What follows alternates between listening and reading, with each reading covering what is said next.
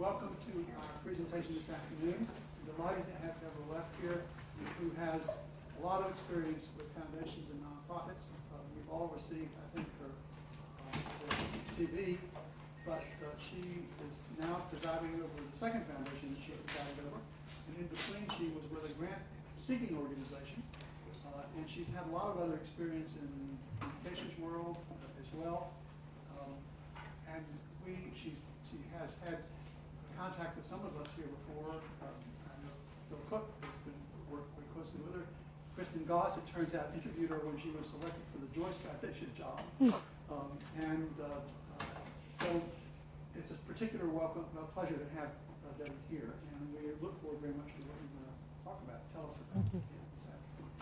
Why don't we start, in case you haven't met everybody, let's just go around the table and everybody introduce themselves and briefly. I'm happy to do that. No, Charlie Clockville. Okay.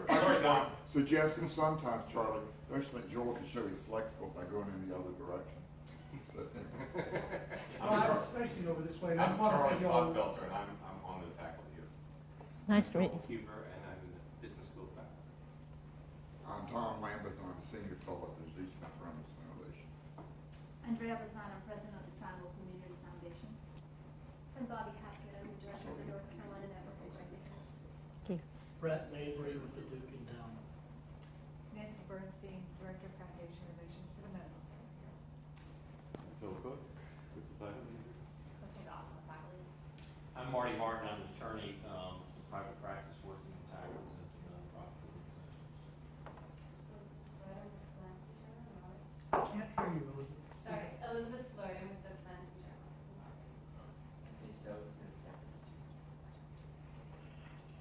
I'm Melinda Lawrence, and I'm with the North Carolina Justice Center. Oh, pleasure to meet you. I'm Paul S. Forms. I'm a law student and master's of public policy student. Nice to see you. You met me earlier. I'm Darlene Hutchinson, coordinator. Thank you, darling. Kate Harrell, a PhD student here at Stanford. Derek Burrell, I'm the case writer for the Duke Foundation Research Program. Brooks Daverman, I'm a master's student here. Ginger Saul, I'm on the board of World Wildlife and Care. Ted Fisk, I'm an education journalist. And I'm Joel Fletchman, I'm a teacher. Deborah, you're on. If I were really good, I would now go back around the table and name you all, but just trust that I'm capable of doing it.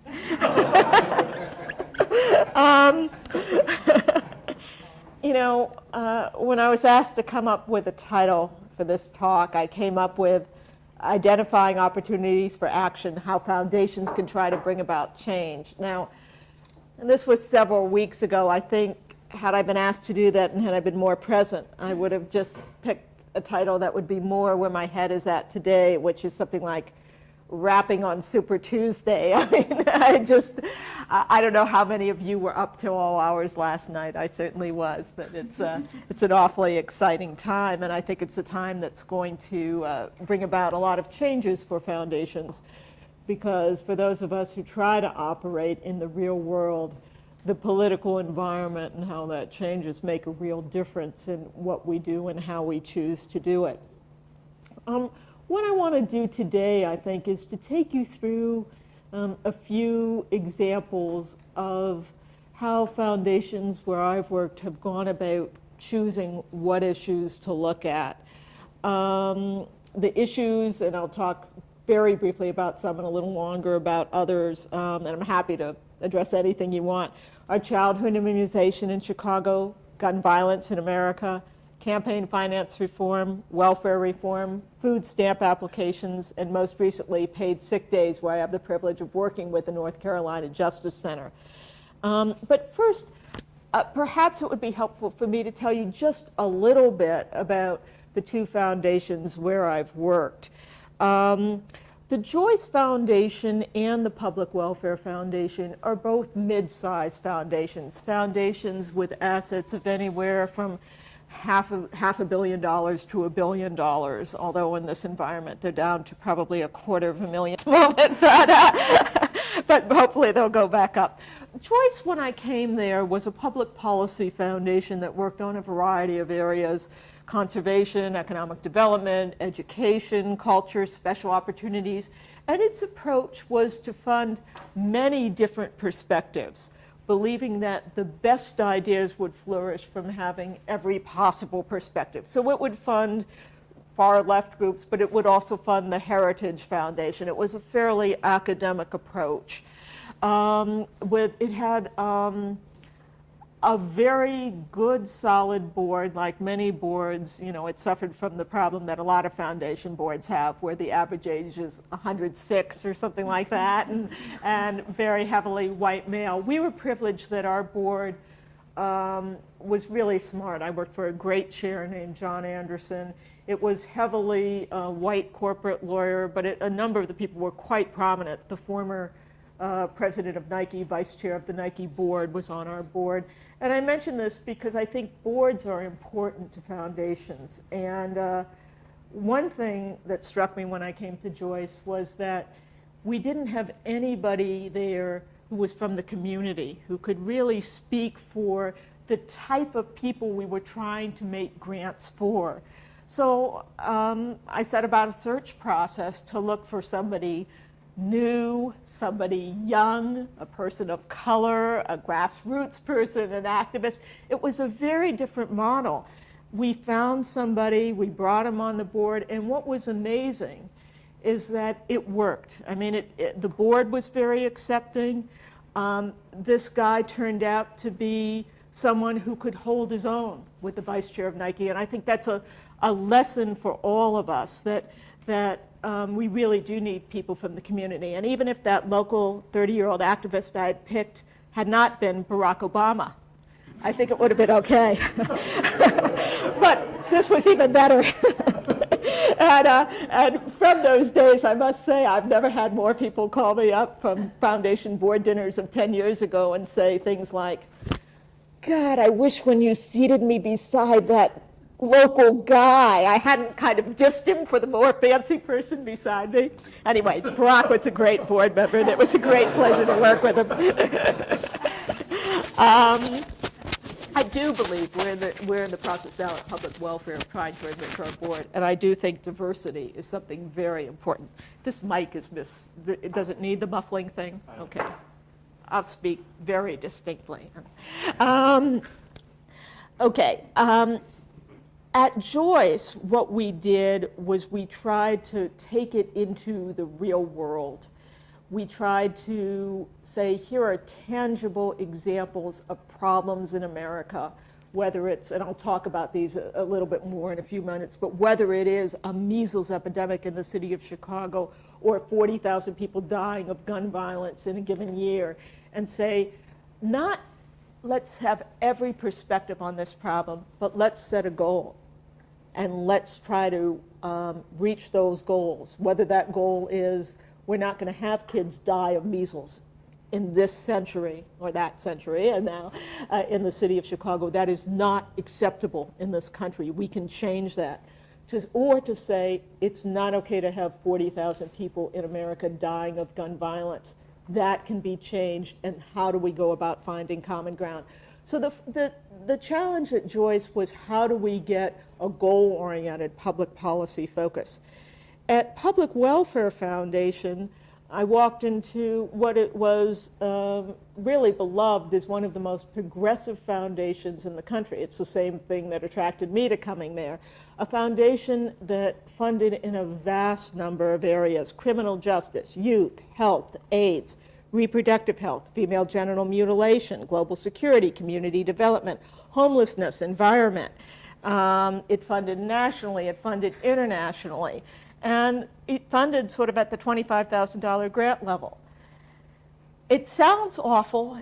If you saw some of the grant making, you wouldn't think that. I mean, there have been times when public welfare has been there when no one else has. I had nothing to do with it. I just joined them a little over a year ago.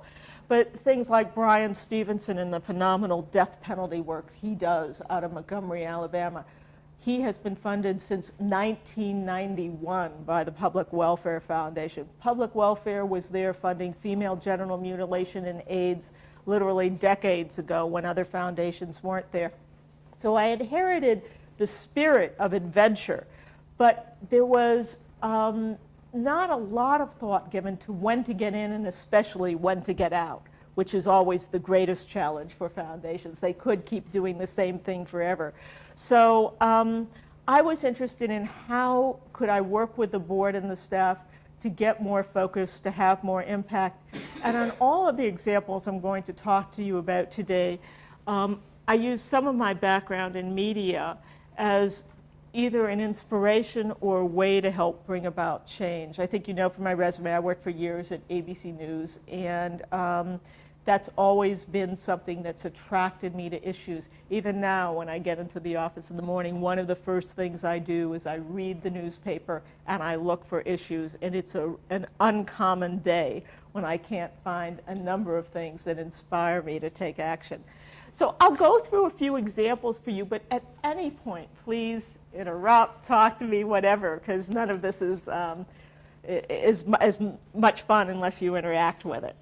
Okay, immunization. Why do childhood immunization? And this actually came off of something that happened when I was at ABC News. In 1989, 12 major US cities were hit by a measles epidemic. There were 2,800 cases of measles in the city of Chicago. 9 people died of measles. 7 of them were children. 90% of the outbreak was in the African American neighborhood or Latino neighborhood.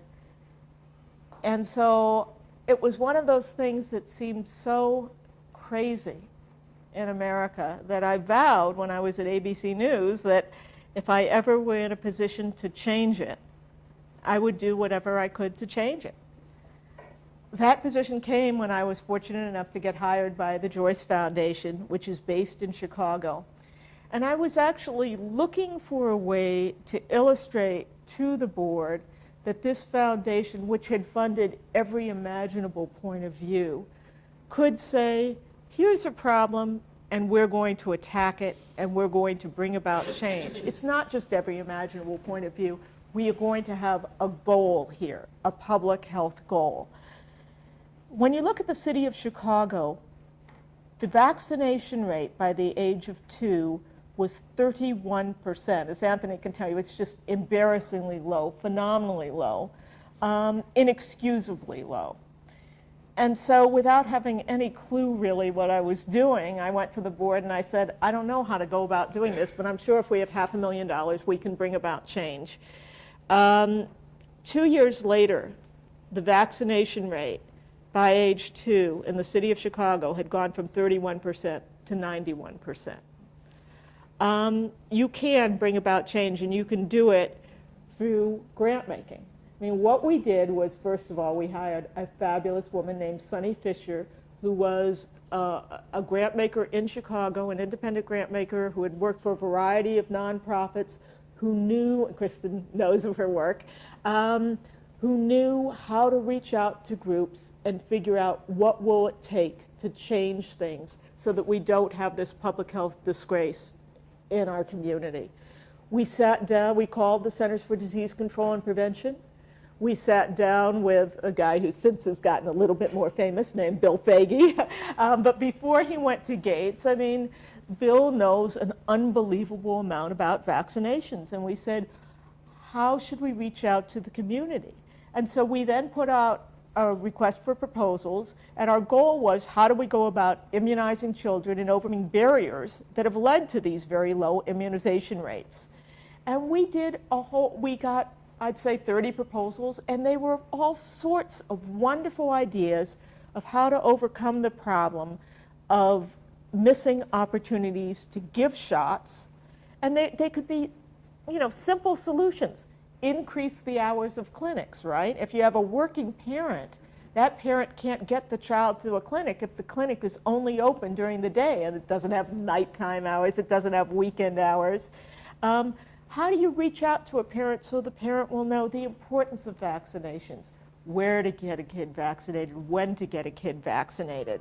The Chicago Department of Health submitted a proposal that they would conduct an immunization outreach program with Public Allies. That was a predecessor to AmeriCorps, and at the time, the Public Allies director in Chicago was a woman named Michelle Obama. And they coordinated an effort to reach out to kids and to make sure that kids were vaccinated. The University of Chicago Hospitals, which is in Hyde Park, Illinois, a very mixed community, hooked up with Hull House, the old Jane Addams house, the Chicago Fire Department. Well, I thought it was a valid option. Is that something you need to adjust at all? Well, no, we've been trying to orchestrate calling and teleconferencing for some people away from here. Last time the machine began screaming and we cut it off. This time we had an invalid option. So I don't know where we go from here. You'll have to take it back to the tech group again. Sorry about the interruption. Timing is perfect. So it was. No, and I said I wanted participation, and I hadn't even thought. But University of Chicago hospitals literally set teams to go door to door in housing developments in Chicago in Robert Taylor Home to do a survey of each household. And we did it with young people so that people wouldn't, people are terrified to answer whoever comes to the door. We set mobile vans out saying, you can get your kid immunized right now if that's what you want, or you can go to the clinic at this time. But the word got out that we needed to change things. The Cook County Department of Public Health, Cook County being the county where Chicago is located, got involved. And what they did was they worked with private physicians to give them incentives, in other words, bucks, to get low-income patients into their practice. If you immunize the kids, we'll give you $20. It worked. These docs who normally wouldn't see low-income kids started seeing low-income kids. The Illinois Council on Teen Pregnancy began educating the young mothers who came to them, or young about to be mothers, on the importance of immunization, and then followed through so that when these mothers gave birth, they directed them to places to get their kids immunized. The Women, Infant, and Children, the WIC feeding program, was restructured in Chicago so that when you went in to get your WIC pickup or food or whatever, you got a voucher for additional food if you also got your child immunized. They would check your immunization record, and every time you had to be recertified for WIC, they would recertify whether your kids had gotten the most recent vaccinations. That voucher alone set the vaccination rate among those kids, that subset of kids, 40 percentage points higher, the equivalent of going up from 31% to 71%, not a 40% increase, but actually more than doubling that. The CDC then actually began documenting these different interventions in Chicago and putting out their national reports on how the Chicago intervention worked and how incentives could make a difference. And overall, Chicago has never had another measles epidemic. Chicago to this day has a very high rate of childhood immunization. It was a case where a mid-sized foundation could make a real difference. I mean, interestingly, very shortly after the Joyce Foundation came in, the MacArthur Foundation suddenly became interested in childhood immunization and said, we'd like to go in with you on this. And we said, it's actually not a lot of money. If the MacArthur Foundation would like to do this, be my guest, do it instead of us. We'll go elsewhere, And actually, then they backed off. The interplay among foundations is kind of interesting. But again, it was that notion of when to get in and when to get out. For $500,000, it wasn't worth it for the Joyce Foundation to stay in if a foundation that had literally hundreds of millions of dollars could come in a very big way, or billions of dollars in the case of MacArthur, and do more. So what that did for my board is it helped them to understand that it was possible to look at a problem and to make a difference in that problem. And they then became goal-oriented. Now, not all goals have wonderful solutions, as Professor Cook can certainly tell you. I mean, the Joyce Foundation decided to take on gun violence. And I guess I have to admit here that that's a problem that we haven't quite solved. It's interesting. Again, this to me stemmed from an ABC News story. In 1999, that's Dr. Harold Freeman, the chief of surgery at Harlan Hospital, reported in the New England Journal of Medicine that a black man in Harlem was less likely to reach age 65 than a man in Bangladesh. I had spent a lot of time reporting for Nightline in Bangladesh. I had spent 4 weeks at the Cholera Hospital in Bangladesh, and it was unimaginable to me, having seen that the survival rate there was greater than what was happening in Harlem. And when I was at ABC News, I had the privilege of working with Peter Jennings, and Peter was just a remarkable man, and I went to him and said, this is extraordinary in this country. This should lead the broadcast. And normally you don't lead the broadcast with something from the New England Journal of Medicine. It did. This is all because of Peter Jennings. It did lead the broadcast. He made a very big deal of it. And again, you wonder if gun violence is mowing down people at such a young age that it skews statistics in that way, what can you do about it? And so I was fairly convinced that the gun control forces that were looking at the criminal justice approach weren't going to get anywhere because gun control groups had worked for years and hadn't been able to get anywhere, that the NRA was simply too potent. But that there certainly had to be a unanimity in this country believing that children shouldn't die from guns. I mean, how do you find common ground? And so by taking the public health approach, you could say, what can we do to prevent gun deaths? If that's the approach you're going to take, the question is, how do you lure people in? And I mean, this is something I'm a little reluctant to say on videotape, although I will. But it's something that I call the bribery theory of foundations. I mean, to a certain extent, you say there's money on the table if you want to do this project. That's a dangerous thing to do to a certain extent. By saying there's money on the table if you want to fight AIDS, you peel off some of the best tropical medicine doctors who have been working on malaria. I mean, there are costs and benefits to the bribery theory.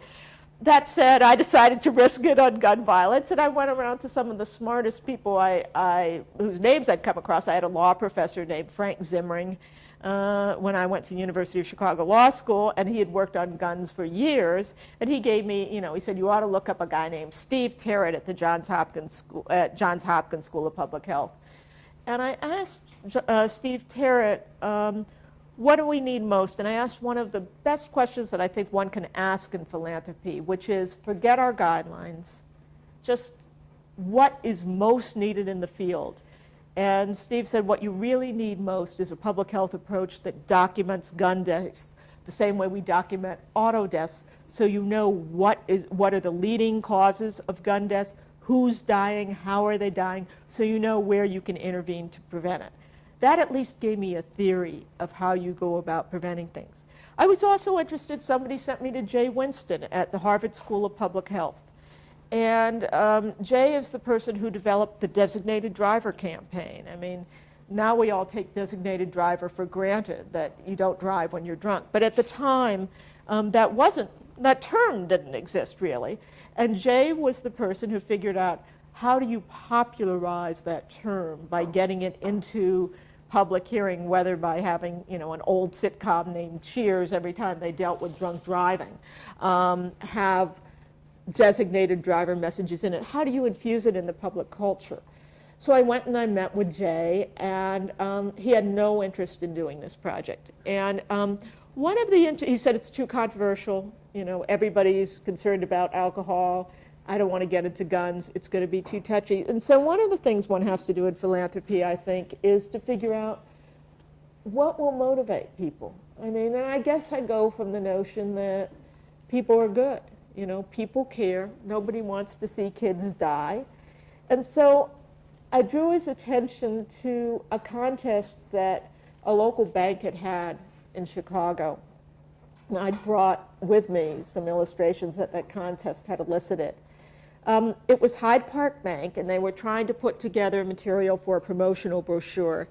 And that brochure said in bright yellow paper, it had cute little drawings of houses and trees, and the bank said that it was going to have a My Neighborhood contest for school children. And it said to the kids, draw a picture or write about your neighborhood and you could win a prize. Sean Williams of Beasley Academic Center won a prize. And this is what he wrote. The houses in my neighborhood look so pretty, but I don't see my neighborhood much. I only go outside when I get in the car or go to school. I don't like my neighborhood because they shoot too much. They might shoot me. So I stay in the house. I think it's safe there. One time, some bullet hit our windows. I was afraid. My house doesn't seem safe anymore. Maybe I should hide under my bed. Then I won't get shot. Sean Williams was 6 years old. That's what it was like to live in Chicago. I told that story to Jay. Jay cried, and Jay said, I'll work on this issue. And he's been working on it ever since. But how do you lure people in? I mean, that's one of the challenges in philanthropy. By saying we have money out there if you're going to get involved in gun violence, actually a number of institutions set up policy centers to study gun violence. Johns Hopkins, where Steve Terrett was, has such a center. There's now one at the University of Wisconsin. There's now one at the University of Pennsylvania. Could we have predicted how difficult it would be to make progress? How that issue now is even more complicated politically than it ever was? Maybe we could have. I certainly missed that issue. I instead, decided that the foundation's money should go into polling and attitudes because I was convinced that if the Harris poll we commissioned, which found that 59% of kids said that they could get a handgun if they wanted one, and 33% of children said that they thought their lives would be cut short by gun violence, I thought surely if those data are disclosed to people, they will not tolerate this level of gun violence. I was absolutely wrong. And my only hope is that by having these institutions now that are documenting gun violence, by having people like Professor Cook, who did just an extraordinary study on the economic costs of gun violence, that over time, as things change, as there are new people in office, that research will once again surface, and over time, maybe change will come about. It's very hard to say, but that's what one can hope. Campaign finance. Now there's another issue where I could say just the most noble ideas, but I would also argue that we haven't quite cleaned that up. The Joyce Foundation got together with the Schumann Foundation and said that we were going to expose the problems with money and politics. We did that in a number of ways. We used media, right? Schumann and Joyce together funded a beat that you still hear Peter Overby to this day on National Public Radio talking about campaign finance. We funded the Center for Public Integrity when it was, the wonderful Chuck Lewis, to work with the Indianapolis Star and disclose campaign finance abuse in the Midwest. And disclose it they did. I mean, let me just read you something from the February 11, 1996 Indianapolis Star. It was the lead story on the Sunday front page. Something was missing from the Indiana General Assembly last year. Oh, the lawmakers were there all right, the lobbyists were out in force, and so was big money. Nowhere in sight, democracy. That was hijacked by a coalition of powerful special interests that had poured millions of dollars into election campaign, then drew up its own legislative agenda and rammed it through. Special interest money poured into the State House in every imaginable way, its influence drowning out the voices of ordinary people.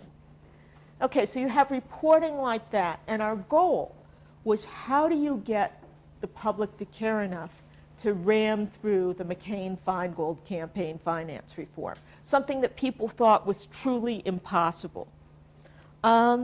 Amazingly, over time, McCain-Feingold passed. It made absolutely no difference. I mean, this is a case of a foundation being very goal-oriented, setting a goal, And it turns out not to be the right goal. Now, could you have predicted that the court system in America would have evolved in such a way that the Supreme Court would have issued such a negative opinion on follow-up cases to campaign finance reform, to Buckley versus Vallejo? I don't know if you could have predicted that or not. But again, it's the challenge of you want foundations to be willing to take on the most difficult problems and the most politically touchy problems, like gun violence and campaign finance reform, the problems where politicians are going to be reticent to act because they have to face a constituency. It's a wonderful use of foundations, but you have to figure out how do you bring about change. It's a case where clearly we didn't, where, you know, the old Willie Nelson song, right? If you've got the money, honey, I've got the time. I mean, that's how politics works. We haven't brought about change. On the other hand, if it turns out to be a McCain-Obama race, you have two strong proponents of campaign finance reform there, both of whom each of whom at various times have said that if their opponent agreed, they would agree to run only a publicly financed campaign. I will be interested to see if that actually occurs, but what a revolution that would be. So maybe some of it at foundations is being in there for the long haul and being willing to wait for change. Okay, a few other examples and then we'll open it up. Welfare reform. I mean, this is a case. Joyce Foundation was is a foundation that focuses on 7 Midwestern states. And when President Clinton signed welfare reform into the law, our concern was for the poorest people in America.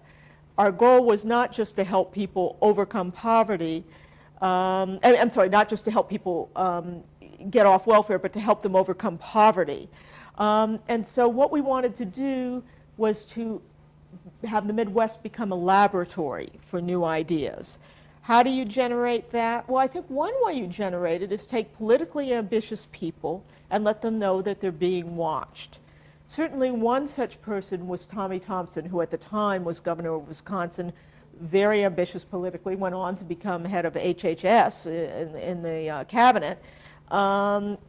Very known as an innovator, known as an upstart. And to say to him, he had been very strong on welfare reform. We have to get these people off the dole. He hadn't been as strong initially on supports. So we went to the Center for Research on Poverty at the University of Wisconsin, Tom Corbett, the associate director there, and said, what would it take for you to monitor welfare reform in Wisconsin? It was actually something they hadn't thought about. If you're a center on poverty, it's directly within their mission. They certainly had the expertise. They were genuinely interested. So they worked up a proposal to do that. And then we invited them and Tommy Thompson to come meet with our board. And we first had Tommy Thompson speak, and we then had Tom Corbett speak. And it suddenly became quite apparent to Tommy Thompson that no matter what he did on welfare reform, it was going to be evaluated by the Center on Poverty at the University of Wisconsin. And suddenly, Wisconsin started doing child care provisions, health care provisions, workforce development provisions, child support, all these things that weren't originally in the Wisconsin plan. We then had grant making set up so that the Family Impact Center would, another grantee, would convene the policymakers from the 7 Midwestern states where we worked to share welfare reform ideas with each other. Again, the notion is that every governor wants to do well. Whether they were Republicans or Democrats, they want to do well. They want to show that welfare reform can work, that it's getting people into the workforce and out of poverty. And by sharing ways that it worked, some states would be more likely to do the successful things that other states were doing. That worked. In fact, a lot of supports, probably the best supports that existed, came out of the Midwest. And one reason was that that was the only place where there was evaluation of what supports were making a difference. As Joel mentioned, I left the foundation world after 7 years. Joyce was the best job I've ever had. It was a great job. I am a believer that foundations need refreshment. That if you are in a job where everybody is telling you that you're fabulous, you're brilliant, whatever, because they need your money, and you're listening to grantees who need your money every day, you're going to end up listening to only some of them and buying into some of what they say. Some fabulous grantee or potential grantee that at some point has irritated you in some way is never going to get the same quality of hearing that she or he might have gotten from a fresh face. And so I left Joyce because I believe that it was important to have a fresh face there, and I think anybody who looks at the work that Joyce has done since then has realized that it was the best thing for Joyce. Joyce flourished in new ways, it came up with new ideas. It's exactly what you would want in leaving an organization, to see it become better and improve, and I thought that was important. From there, I went to America's Second Harvest, the nation's largest food charity, and said, what can we do to change the system to make sure that we don't have as much hunger in America? And I said to Joyce Foundation, and to the leadership there, you know, if we're going to really change food stamp policy, and food stamps are really critical in terms of people getting on their feet, that's a policy issue that's impacted by poverty.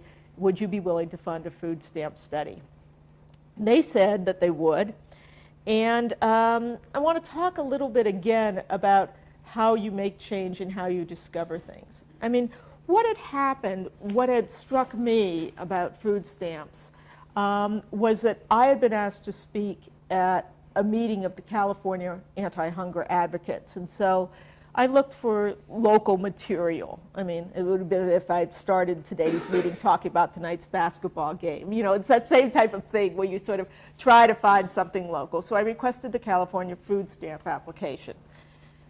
When I got it, the food stamp application was 13 pages long.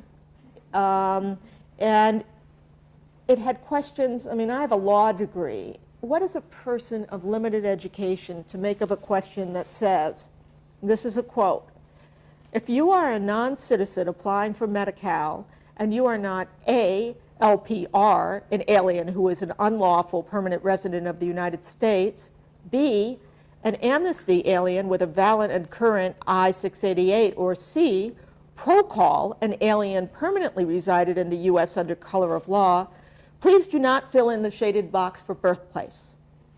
Now, I thought, how could, now this is one question among 13 pages. And in all, to complete that form, an applicant had to fill out more than 120 separate items.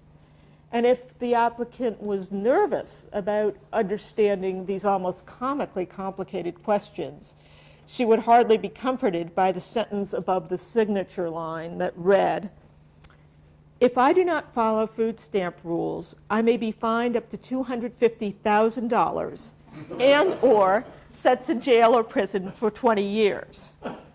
Now, let me just make clear to you what that means. Not following food stamp rules means buying diapers or soap rather than food. 20 years incarceration. That California application took hours and hours to complete if you could understand it. And by completing it, you would get a benefit of $75 per month. That would mean hours and hours of missing work to get that $75. And of course, food stamp offices are only open, it's like the immunization problem, right? They're only open during work hours for employees who have no paid leave and are already living paycheck to paycheck. So applying for food stamps meant losing precious and much needed income. If this sounds like an exaggeration, let me just tell you that when I received the California food stamp application, there was a cover sheet. And this is what it said. It said, what to expect when you come in for your intake appointment. At 7:25, report to window 8 to check in. At 7:30, an orientation will begin that reviews your rights and responsibilities. At 7:31, you are late for this appointment, and you will be rescheduled for another day. In other words, if you're 6 minutes late, you won't be seen, but you should expect to hang around for 6 hours. And the letter's explicit on that point. It says, please be prepared to spend several hours, noon or longer, completing the intake process. So a single mother, for example, would have to miss a full day's work, or she'd need to bring her children, them out of school, keep them waiting for 6 hours, only to be told that she's missing one piece of verification and must return another day to complete the process. Is it any wonder then that the majority of people who qualify for food stamps, people who are hungry, people who do not have enough to eat or to feed their families, is it any wonder that they do not bother to apply? And so the question when you get that is, what's happening in other states? What does it mean for other people who are hungry? Did they face the same problems? And so I asked the policy staff of Second Harvest to order up all 50 food stamp applications and to conduct a study. And here's some of the stuff we found. One state's food stamp application was 36 pages long. 49 of 50 state food stamp applications contained a certification statement that the applicant was required to sign under penalty of perjury that was written at the 9th to 12th grade reading level, so it could be understood by almost no one who had to sign it. Now, 49 of 50 states, I am very pleased to sit here and tell you that the exception was the great state of North Carolina. It was written at the appropriate reading level. Many of the applications ask questions regarding sources of income that cannot ordinarily be considered in determining an applicant's eligibility for food stamp benefits. They would ask about gifts from charity or synagogues. They would ask if you'd had recent income from selling your plasma. And that would lead you to believe that you couldn't apply then because you had that income. Did you have income from panhandling, from bingo, from garage sales? Now, again, how do you surface these problems? How do you change the world? I mean, what we found is that more than half, 29 states, in fact, in the district, had food stamp applications between 10 and 36 pages long. The average length was 12 pages. 2 had pages that were 30 and over, as I said. To give you some comparison, I don't know, a federal home mortgage application or an application for a school bus driver's license or federal firearm permit, those are 2 pages, right? Not 36, 2 pages. They were language things that we knew we could get rid of. How could somebody understand what deemed income are, or deprivation factors, or DMOR expenses? As a matter of fact, in writing this up last night, I decided, well, somebody here is going to ask me what DMOR expenses are. So I went and Googled DMOR expenses. You know what it sends you to? The America's Second Harvest Food Stamp Study, because that's the only place they've ever heard of DMOR expenses other than the food stamp application. I have no clue. Are you kidding? There was a time when I knew. We came out with very, very clear recommendations. Shorten the application, reduce the caseworker caseload, all of that. But the big thing we did was we used the media. And again, it was that sense of outrage that surely if people knew about this, they wouldn't stand for it. So we talked to a New York Times reporter. We got this study placed on the front page of the New York Times. It did create a sensation, and within 1 year, more than half of the states in America had changed their food stamp application. That California food stamp application today, 2 pages. What are the implications today for foundations? Well, again, it's that same question I ask everybody, right? I went to meet, Anthony told me he knows Terry Langston, who's our fabulous health reform program officer. And I went to meet one of the grantees that she works with, a group called Community Catalyst up in Boston. And I said to Community Catalyst, okay, no guidelines, forget that you ever were a grantee in health. What's the most important thing we can do? And they said, a universal benefits application. And I said, what do you mean? And they said, so that a person who's poor can simply walk into a room and say, fill out one application in the same way. Who here uses TurboTax? Does anybody use Turbo? Yeah, I mean, I use TurboTax. I'm not, and it's an amazingly simple system where any idiot can answer the questions. And when you screw up, something comes on the screen and says, no, here's the way you do it. Well, if everybody could agree on one application that would cover food stamps, earned income tax credit, child care, people who were poor could get all the work supports they need. And just in the same way that TurboTax, you hit enter and wham, your IRS application is filed. Something as complicated as an income tax return goes straight to the IRS and it's taken care of. You don't have to worry about it anymore. there is a way to do that with all benefits applications. So somebody could walk in, a poor person, to anywhere, to a benefits office, to a hospital, anywhere, do that. It ought to be able to shoot straight through to all the appropriate state agencies, and then people would get their benefits. They wouldn't have to stand in line. They wouldn't have to wait for something to be mailed back. It could all be computerized. It's e-government, except our government only does it where it has the incentive to slurp in the money, right, like for a tax, as opposed to get the money to the people who we say ought to have it in order to work successfully. Well, we last year, not quite knowing what we were doing, wrote into our guidelines at the Public Welfare Foundation that we were going to fund ideas for universal benefits applications, and just last Friday we made our first grant for those. And we'll see where it goes. But again, the best things we do come from grantees, and it's their ideas of how do you go about changing the world. One last idea, and then it's all up to you. And that's the initiative that the North Carolina Justice people and we are working on paid sick days. Again, it's something that came out of the newspaper. When I read data on people who weren't getting sick days in America, it was stunning. 47% of full-time private sector workers in America, 47% get 0 days of paid sick leave. That means if you have the flu and you don't show up for work, you're fired. Not necessarily fired, but your pay is docked. You could be fired. If your kid gets sick, tough. You can't take a single paid sick day. And of part-time workers, incidentally, only 1 in 6 people has any paid sick days. Of low-wage workers, 76% have 0 days of sick leave. Of restaurant workers, 86% get no sick days. Think of that the next time someone sneezes on your food. I mean, this is preventable. This is a public health problem. We're the only industrialized country where this problem exists. The only industrialized country that does not have paid sick days.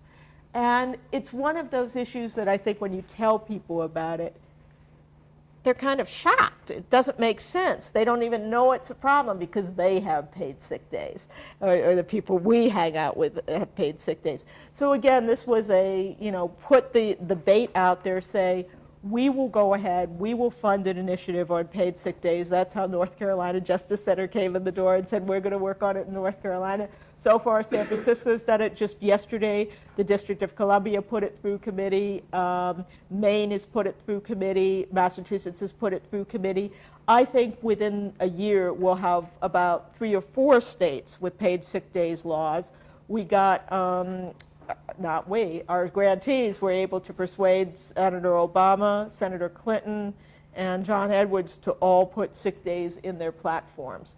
So it's one of those issues that's building. We again use the media. We called up Bob Herbert of the New York Times. He's done columns. We called Charlie Gibson of ABC News. World News has done 3 different stories on it. But again, it's saying to the American people, something shouldn't exist in this country. There is a certain standard of morality and justice that we should live up to. We've got to bring about change. And the wonderful opportunity we have as philanthropists is to work with grantees who are smart enough, creative enough, wonderful enough to bring about their change. Our job is to listen to what they have to say and to support them in doing what they do, so that we can make the world a better place. And what we try to do is to look at the people and the places that are most controversial, where politicians are going to be reticent to get involved, and to start getting it off the ground so that injustices can really be reversed and people can be motivated to bring about the change that I'm so happy our politics is talking about today. That's just great. Very inspiring, Debbie. And now we'll open up the floor to questions from anybody on any subject. It strikes me that wherever Debbie goes, they pick hard problems, and but they try, by the frame they put the problems in, to come up with specific solutions. And my sense is that some of the foundations sitting around the table have tried the same kind of thing. I know that the Reynolds Foundation has certainly tried to do something about campaign finance reform, and I'm not sure what. I think North Carolina actually has made progress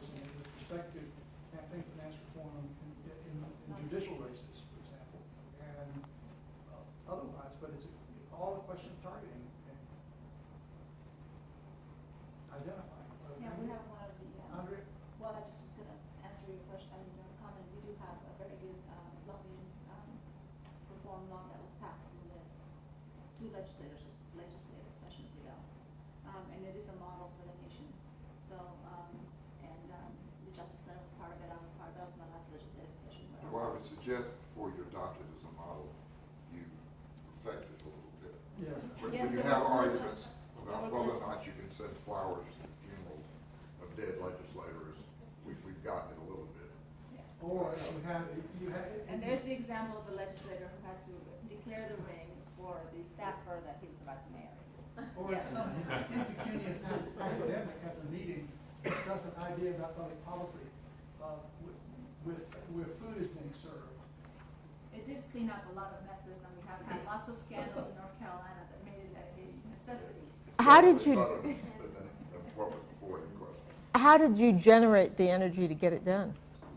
Well, I think the coalition of Law Reform was a group of many progressive organizations, and actually not just progressive organizations. We actually did also have a lot of non-progressive organizations and a lot of high-level figures, including former governors that were part of it. The media was a big piece of it. There were lots of editorial boards and lots of good, well-placed stories. The scandals that happened, there was one scandal perhaps before. Some of the scandals were one during the campaign and then two after. So I think that was kind of part of the traction.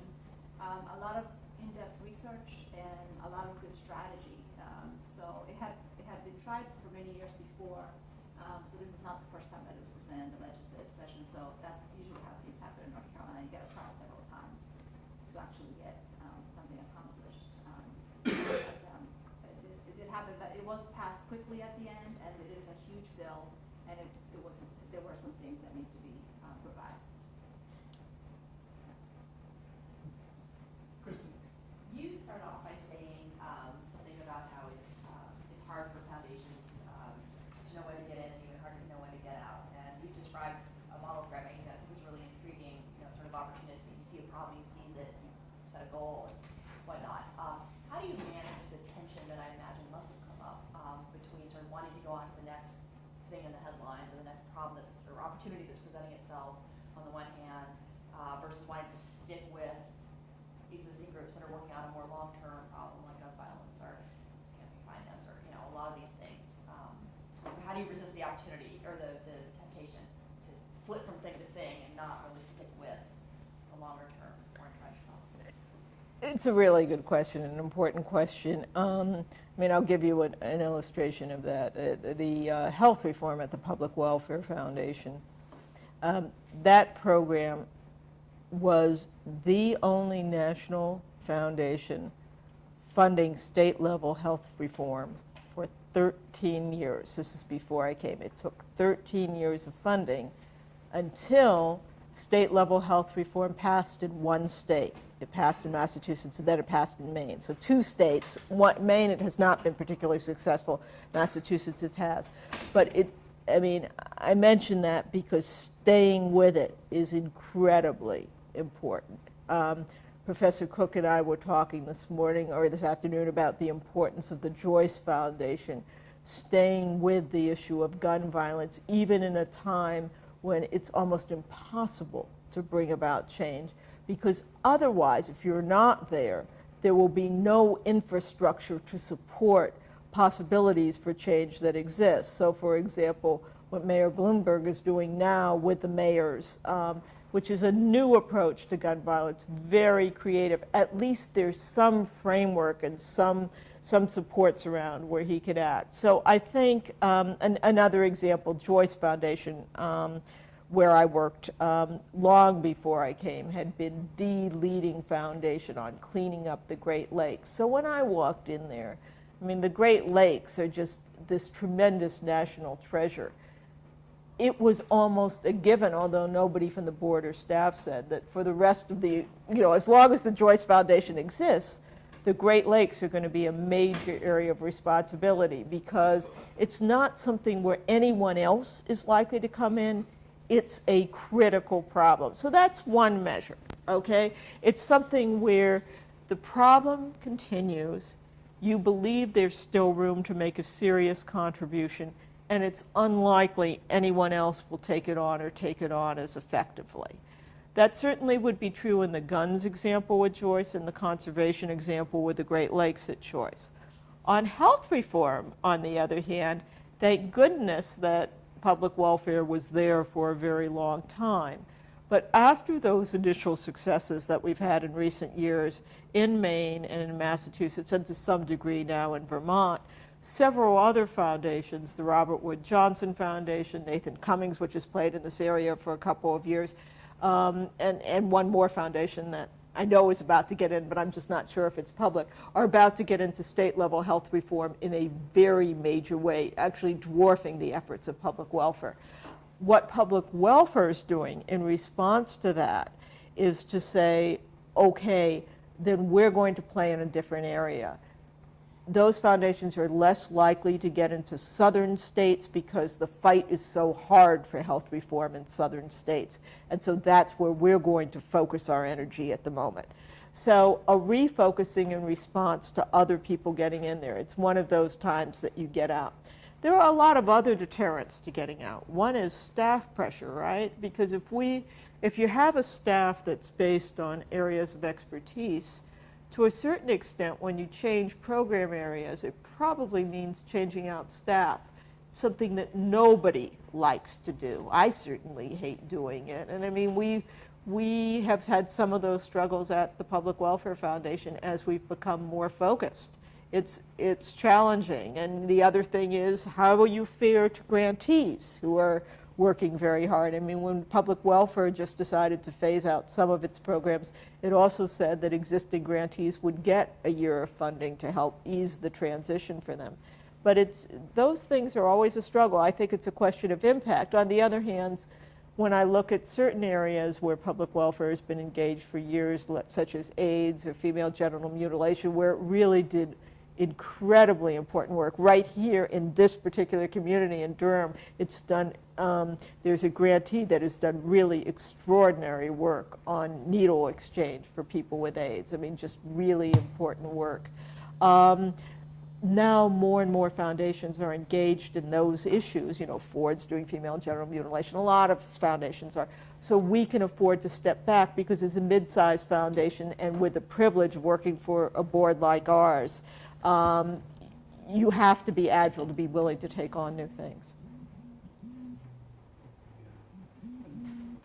On the second harvest, I think long ago you talked to me about this, but I'd like to hear it again. I don't think that a foundation that was particularly about serving as a change agent so much as it was feeding hungry people on an ongoing basis and supporting the soup kitchens around the country and that sort of thing. And so the question is, how do you take a foundation that had a mission and a particular deep tradition, I guess, of doing and say, you know what, we have the platform here to do something that really would have much more leverage associated with it. I mean, this sounds like it was probably your idea going into that to a large extent, but that you had to take the organization with you and make that happen. I'm curious about what that looked like and how it happened. I mean, I went to America's Second Harvest because it's one of those passions that I have so many of, but it's crazy to me that people are hungry in America. And America's Second Harvest feeds 1 of every 9 people in America. It's a statistic that no one